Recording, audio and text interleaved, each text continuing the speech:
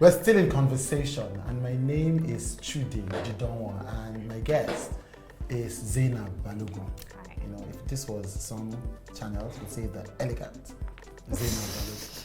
Right, and I'm still talking to her about her life and really what her story is. Now, we're talking about, I said, when you talk about London living. Now, so London, I don't like London.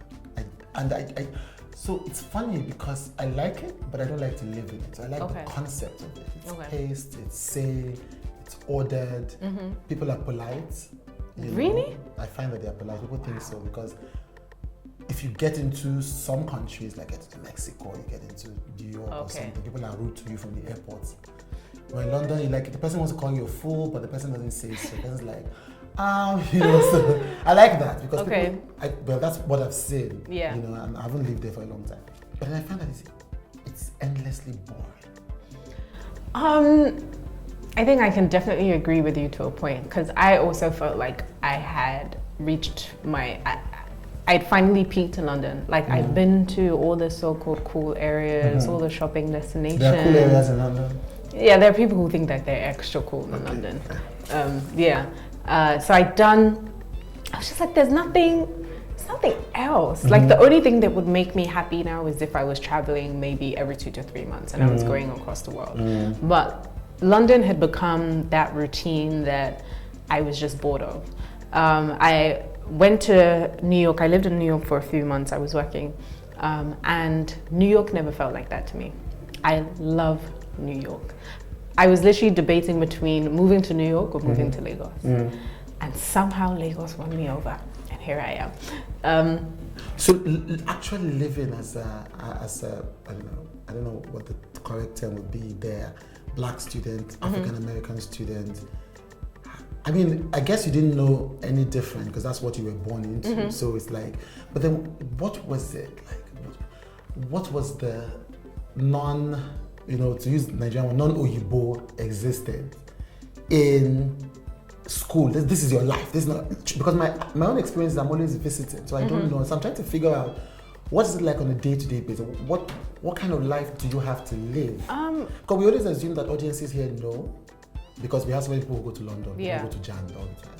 Well, the thing about being Nigerian is wherever we are in the world, we definitely make our presence felt.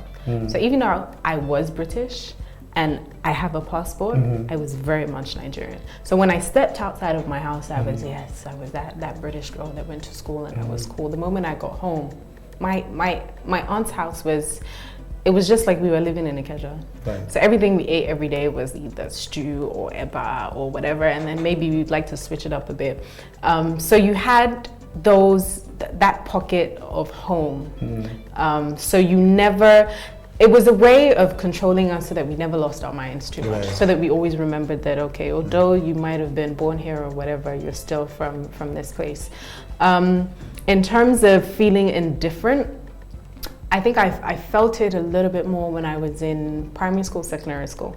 So growing up in London, it was either cool for you to be Caucasian British or a Caribbean British. Being an African British was very cool. Right. So you were called a lot of names. They kind of tarred all of us with the same brush. They didn't understand that we had different countries in Africa. So you dealt with a lot of that ignorance. Which made you very angry and you found yourself defending everything all the way. Become hypersensitive. And when you get to university, your world opens up because you're seeing people from all over. So it's different in university. It's different. Which is why many people who come to university don't have that experience as acutely, because they're coming into a whole new, like there are no rules and you're meeting this person from Ghana, that person from Zambia, and then Korea and whatever. So it's a meeting of incredible minds. And everything just kind of settles back in and becomes normal. That was the growth stage for me. Yeah. Do you look back and feel like that's the experience you would have chosen if you had the choice? I'd probably choose it again. Right. I probably would. I think that there were a lot of things that I learned and that made my character what it is today, that even prepared me for moving to Nigeria. Right. I think if you don't have a very strong personality and you move to Nigeria, you can easily get swallowed up and lost. And I think living in London, living in South London, and I mean, we never lived the perfect life. Everybody still had to hustle. That it really teaches you something of value.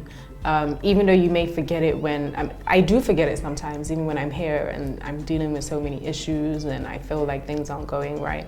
I just remind myself, you know, who I am and who I was and how I was brought up and how strong you had to be. Because Nigeria is not for the average man.